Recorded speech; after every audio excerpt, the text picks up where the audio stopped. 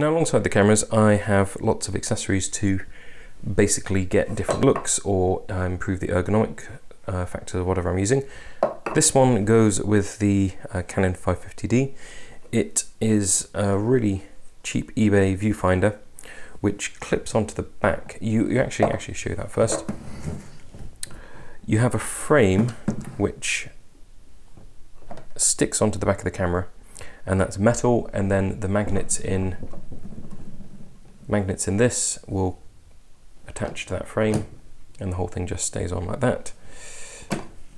I actually put a screen protector on the camera first because I don't want to glue it directly on, but either way that's all good, and that just allows you to see what's going on a little bit better when you're trying to get focus when you're actually filming with that camera. I would view that as almost essential if you're doing any film work. It's really handy, and they only cost about 20 or 30 pounds. Various filters. We've got a variable neutral density filter which cuts down the amount of light getting to a lens, as you can see, and you can vary the amount of light that it indeed cuts down. So if I turn that around a bit one-handed, it will have a different density. Yeah. Now that can attach onto the front of various lenses I've got, and I've got various adapters to put that on. Again, very useful for video work. This one is a soft focus filter. I got it in order to try and rein in some of the aliasing and moire artifacts that you get when filming certain images with this type of DSLR. It has some effect. I don't know if it's particularly good. It was just a 7-day shop own brand model, so I didn't lose that much money if it didn't work, and I suppose it's useful in some way to have. Circular polarizer. Again, I've got a couple of these for various different lens sizes. I've got a couple for the Zacti.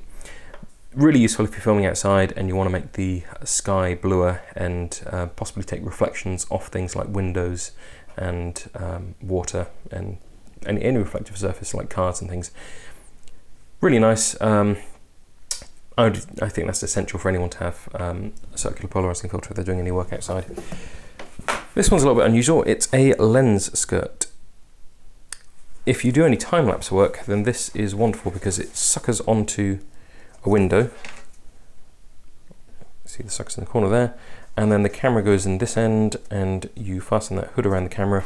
It cuts down on all the reflections that you would get from inside the room, or even from like street lamps and stuff. Whenever you do a time lapse out window, you always end up with unwanted reflections, and that's a really neat way of cutting them down. Next, everyone needs a tripod. Everyone needs Gorillapods.